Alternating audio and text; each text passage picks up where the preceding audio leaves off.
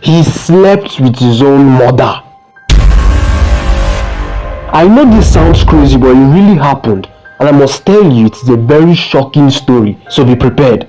From when Kofi was 7 or 8 years of age, his mother and his billionaire dad, Adebayo Kunde, had a happy marriage. It was the envy of the town, very much talked about for weeks, and at the beginning the wedding was big, with many influential people and celebrities present. But it later just mysteriously crumbled like a house of sand. Rumors started flying around that Kofi's mother was a cheater who liked sleeping with men. Her insatiable lust was what led to the marriage failing. And of course, there were many people who were happy and excited to talk about it, as people often rejoiced at people's downfall. But anyways, Kofi, then 8 years old, was kicked out of the house. His supposed father didn't believe he was his son, and of course, for a billionaire, a DNA test should have been the next way to go to confirm this. But no, not without his wicked stepmother by the side, gingering for Kofi to leave to create room for her own children. Such was the evil of life.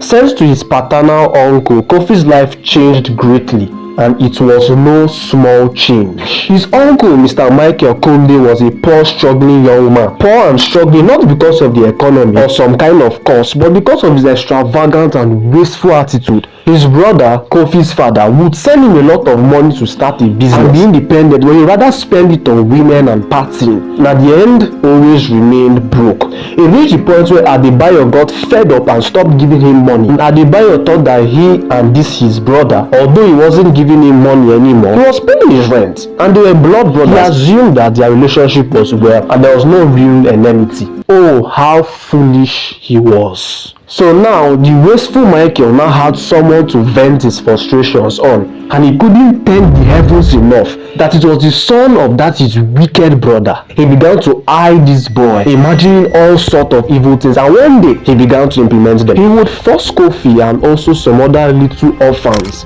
to go on the streets to pickpockets, to steal. He would instruct them to go to the busy market and steal for him so that he could fund his wayward lifestyle. And if you didn't come back with a satisfiable amount of money, he will beat you like there was no tomorrow.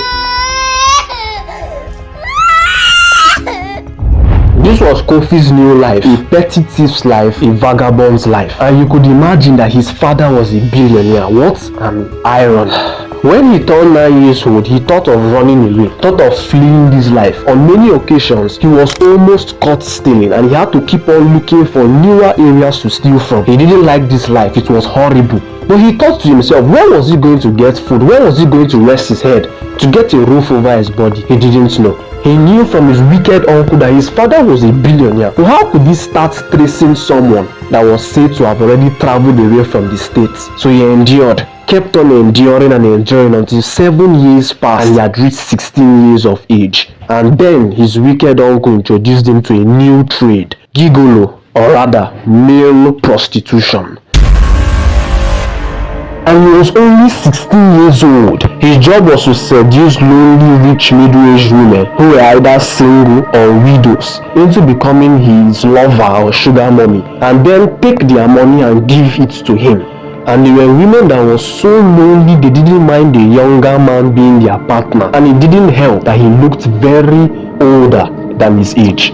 He saw her in a restaurant. She was more beautiful than anything he had seen before. He knew she was a little advanced in age, definitely very older than him, but time seemed to have no effect on her. She was perfect. She was Mrs. Adebayo. And if anything people didn't know is that she didn't divorce. They weren't officially divorced. Neither was she cheating or lusting after other men as the rumors claim. It was all lies. Her husband had just separated, using this as a camouflage for his actions. 8 years had passed since the marriage had issues and they weren't living together anymore, but she had never seen any other man, now believing that all men were wicked, all men were the same.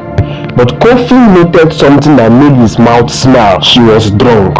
His uncle had already given him days of deadline to bring back more money unless he would be thrown out of the house. So he approached her, trying so hard to remove any guilt from his heart because he knew he was basically taking advantage of a weak person. And she was indeed very weak, like someone who has suffered so much sadness in this her life. She didn't have any way to express it. And yes, if Kofi had known everything, he would have understood. He would have understood understood what made his mother so sad. Her husband left her for her best friend, traveled away without caring to even tell her anything. And now she was now seen and gossiped as a slut who ruined her own marriage. It was understandable that one day she wouldn't be able to hold it any longer and tried to vent all her frustrations, and today was that day.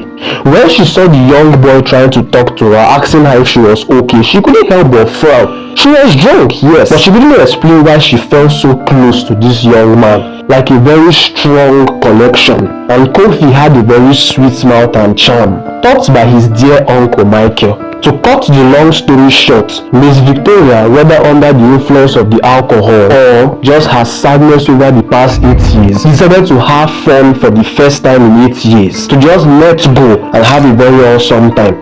It had been so long, 8 years since a man had touched her anyways. She concluded in her heart that she was not going to be in a relationship with him, or God forbid, invest her energy into another man, that this was only a one-night thing.